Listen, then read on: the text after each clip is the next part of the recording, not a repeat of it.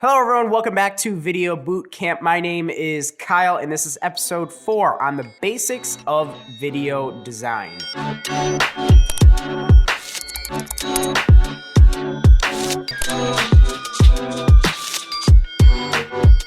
When we talk about video design, we're going to talk about a lot of different concepts and rules. And when you start off, I would highly recommend sticking to these rules, not breaking them. But as you get more experience, you can creatively break these rules, go against the rule of thirds, make an unbalanced image. And that's okay as you get more experience and you've mastered a lot of these concepts. But as we're learning, we probably should stick to these guidelines just to learn the basics. So what do I mean when I say video design? It's essentially everything that the camera sees. What are you shooting? What does the video look like?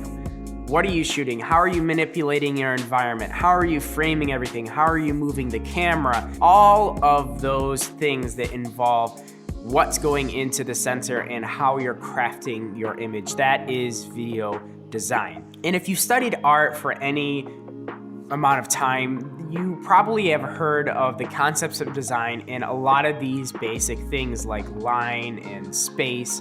And it's gonna relate a lot to video, but I'm gonna focus in on video specifically. So the first is rule of thirds. I mean, this is one of the most basic and fundamental of video, is using the rule of thirds to balance your image. So if you were to imagine your image being sliced into thirds, vertically and horizontally, there are the vertical lines. So my head is in between them. I'm very centered, so I'm not really using the rule of thirds very much.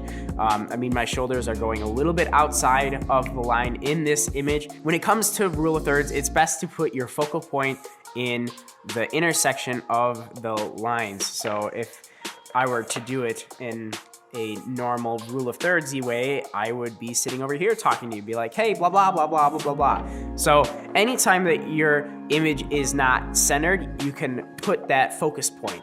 When you're shooting a photo or a video, if you want to put your subject somewhere in a vast environment, throw them right at the intersection of those lines.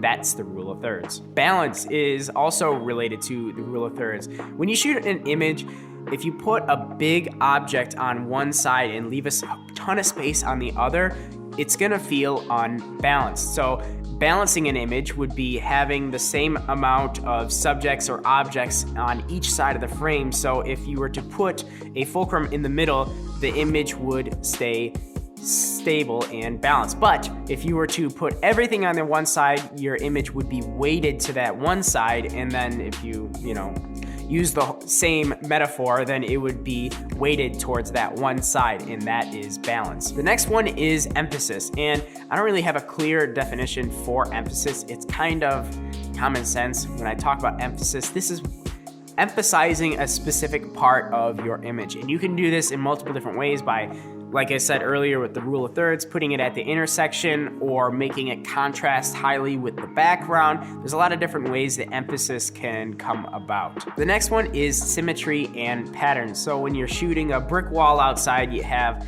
a symmetry or a pattern of bricks. Or with symmetry, there's a lot of architecture that is very symmetrical. We're talking like Wes Anderson. In fact, this is like the Wes Anderson guide with rule of thirds and balance and symmetry and patterns. Like that is Wes Anderson getting everything perfect. The next one is perspective. So what is the perspective of the camera? Are you a person, another person? Are you like a fly on the wall? Are you a toddler, so you're really low? Are you omnipotent? A god from above? What's the perspective of where your camera is and where it's looking, and how does it relate to your characters? Contrast. I mentioned this earlier, but it's essentially how light and dark and areas with a lot of subjects and areas without a lot of subjects or negative space, how they interact with each other.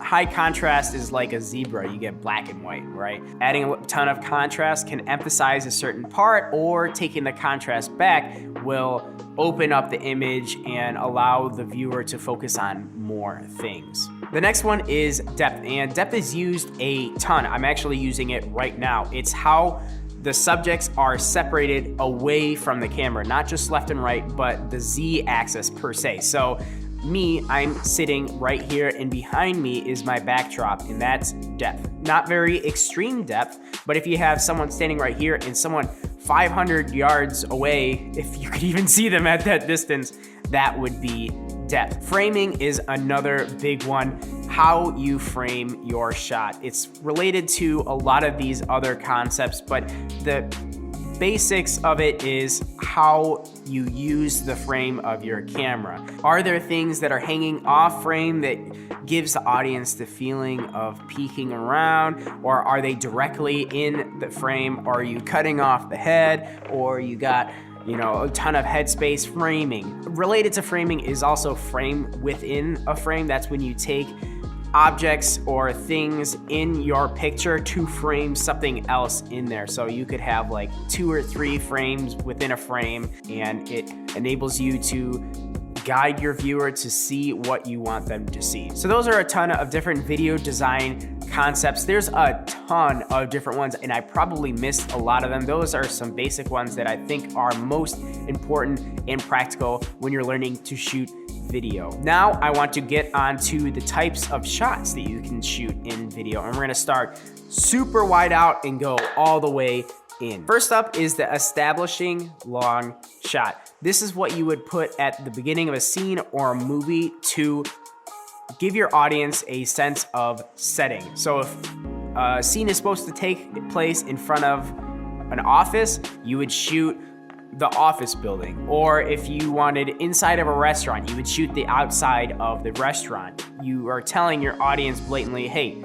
this is where it's taking place. Now the extreme long shot. This is very similar to the establishing long shot, but this time we have a subject, so someone in frame. We're talking like drone shot from 100 yards away and someone standing on the mountaintop. Next up is the long shot. Now, I do want to say before I go further is that a lot of these kind of overlap. There's not exactly a hard and fast line. It's just important to know the concepts, what they are, and how to apply them. This is first evident in the long shot, where going between the long shot and the next one where it's closer, there's a little bit gray area between the extreme and the long shot. But generally this is, the subject is a little bit bigger in frame compared to an extreme wide or long shot, and it's just taking up more of the frame. So the next one is a full shot. This is the full body, right from feet to the head. Nothing is cut off from the subject. You're showing the entire body, whether it be from a top-down perspective or low angle. The full shot is the full body from feet to head. Next up is the medium shot. This is about the waist up into the head, closer up, and basically cutting off half of their body. Now is the medium close-up, which is about middle chest up to the top of the head. We're getting a little bit closer to the body now. And now we're on the close-up. This is just the head, maybe a little bit below the chin. This is just their face. We're gonna see a lot of emotion here. We're gonna know how the character's feeling. And then of course, there's the extreme close-up, going right in, shoving the camera right in your subject's face. Get those juicy, juicy emotions and details from their face. Now, each of these shot types portrays an emotion or a feeling or giving the audience a specific amount of information. I could talk for a very long time the utility of each of these, but to start off, just knowing what these are, you'll be able to identify it in films and other videos and start using it to your advantage. And also, it helps storyboard big time because you can write next to the little storyboard. Even if your drawing's not great, you say medium close-up, and then people generally know what you're talking about. I also want to talk about a little bit of perspective. There's angles, low angle and high angle. Low angle is down by the ground. This type of angle portrays your subject as being powerful, dominant, authoritarian. This person is above the audience. You're portraying them with power. So you would shoot a king with low angle if you wanted to portray them with a lot of influence. Just like if you were to shoot a giant monster, you'd probably want to shoot a low angle. If you were to shoot it from above, it makes it look really small. So that's a low angle. And then to contrast that is the high angle. So you're shooting from above the subject. This makes them look small, feeble, weak. And my favorite example of this is actually the bad guy Ronan in Guardians of the Galaxy. There's a great shot when Thanos is telling him off or something and he's in his ship and he's just like looking up. It's but return to me again empty-handed, and I will bathe the starways in your blood. It's so funny because it contrasts so much with the character of being like, I am so righteous and I am powerful and I'm gonna destroy all the Kree and everything. And then Thanos is just talking down to him and he looks like a little baby. It's so funny, but that's a high angle and that's the effect that you can give off when you have a high angle. And then just one passing mention of the tilted horizon / Dutch shot. That's essentially when you take the camera and you go and you angle it off to the side. If you've seen the original Thor movie, you know what a Dutch angle is because literally the entire movie is Dutch angles.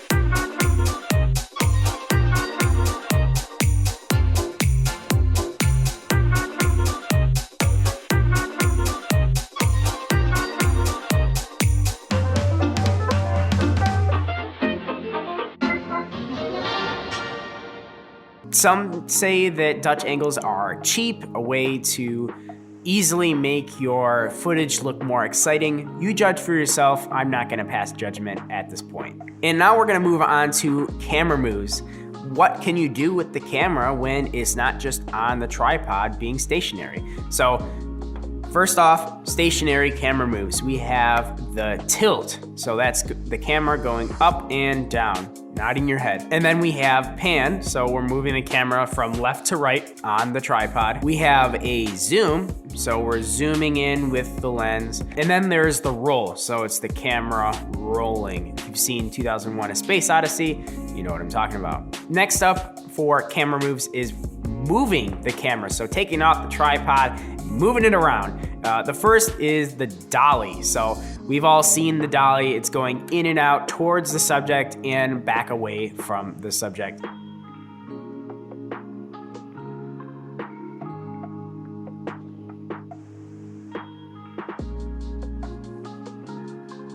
And then we have the truck, which instead of going towards the subject, you're going side to side, whether that be parallel in an arc. That's the truck.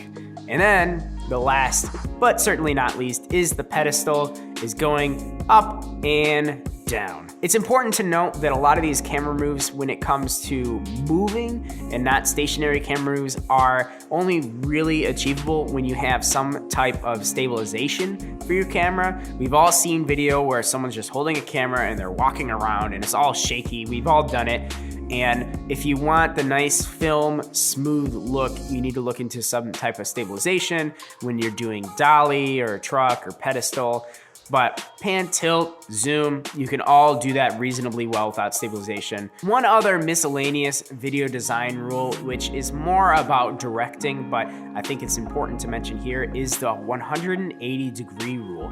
When you have a subject, their line of sight, imagine a dotted line going straight away from their body, their eyes, that's where they're looking, right? And you're shooting something. If you are shooting them from a certain side, you have to stay on that same side, that same dotted line, 180 degrees. If you cut to the other side without any type of match action or a reference point, it will confuse the audience a ton. The solution to breaking the 180-degree rule, because we do it all the time, it's necessary, we have to change shot angles, we have to show different things, is that either you need to have a reference point, so something for the audience to focus on, be like, okay, this is where the camera is now, this is where I am in the scene or on set. And then you could also match action. So when it comes to punching, fighting action movies, you can cut on a punch and the audience will generally be able to follow where the camera has gone and keep up nicely. All of these concepts are ways that we can guide our audience to see what we want them to see. We're crafting the image to portray what we want, our story and our setting and our characters. This is what we're showing to the audience and how. Video design is in large part the role of the director on set. The director will create the shot list, will visualize how he wants to tell the story when it comes to shot types and camera moves and all that fun stuff. That's what the director does. And one of the big things is making the audience easily track the action, which is called eye trace. So eye trace is basically where the audience is going to be looking in frame and cutting between shots so that the audience's eyes don't have to move. It's very difficult to craft seamless eye trace without pre-production, which is another example of why it's great to do storyboarding, because you know exactly how you want your shots to line up with each other. You're not doing it on the fly on set and then you have a jumbled mess of the audience is looking this way and then this way between shots, and it's a ton of work and it's exhausting. It's hard to follow. It might seem really silly to worry about where the audience's eyes are looking and making it easier for them, but there's a great example from Mad Max Fury Road of great directing and great eye trace with action. And there's a video that points this out greatly. It's by frame. It used to be on the Film Theory channel, but for some reason all of the videos are gone. I found a re-upload, and that will be one of the next videos in this playlist, so you can watch that and appreciate fantastic action directing. The next video in this playlist, if you're watching the Video Bootcamp playlist on my channel, will be a quiz. I will have a bunch of different shot types and angles and all that different stuff to test your knowledge, and I'm gonna have those shots lined up. You're gonna write down, but if you feel like you don't need to watch the quiz, then feel free to skip it. The Mad Max video on eye trace will be the next video in the playlist. After that, I won't be too offended. It's okay. But that'll do it for this episode of Video Bootcamp on video design. As usual, if you have anything to add to this lesson, or if you think I made a mistake, feel free to drop it in the comments section down below to add to the conversation, and subscribe to see more Video Bootcamp episodes on this channel. And now it's time for a few shout outs. So on my Instagram, I asked everyone, would you rather eat whatever you want without gaining weight or not need sleep? And I got a lot of very interesting responses, so I'm gonna read a few of them off right now. First off, from Colin, it said, eating whatever I want without gaining weight is like the most real good. Leah says, eat whatever I want without gaining weight. That's a fair answer. Zach, the first answer for sleep, says never sleep, 100. That grind never stops. I feel like a lot of people would choose to not sleep because they would just work all night. Phil says, I'd rather not have to sleep at night because I already eat and don't gain any weight. This is not the first answer I got that is like this. For some reason, there's a lot of people that, those skinny folk, those goddamn skinny folk, they can just eat whatever they want, and human trash compactor. Kylie said, real talk, definitely eat whatever I want without gaining weight. There's just a piece to sleeping that I would miss way too much. I originally chose no sleep, right? I'd rather be able to just work through the night and all that different stuff. But when Kylie said that, it's like, man, you're right. There's a peace, there's a reset to sleep. And then I thought, just because I don't need to sleep doesn't mean I can't. Like, just because I don't need it doesn't mean that like I can't ever go to sleep if I don't want to. So I'm just gonna stick to sleep because I'm already eating healthier, restricting like different types of foods and resisting the urges. So eating whatever I want without gaining weight, I'm gonna go without that. I'm definitely gonna go not needing sleep because the grind never stops. Am I right, Zach? What would you rather have? Leave it in the comment section down below with those notes to this lesson. That's it for me, I promise. I hope you all have a great rest of your day, and I'll see you in the next one.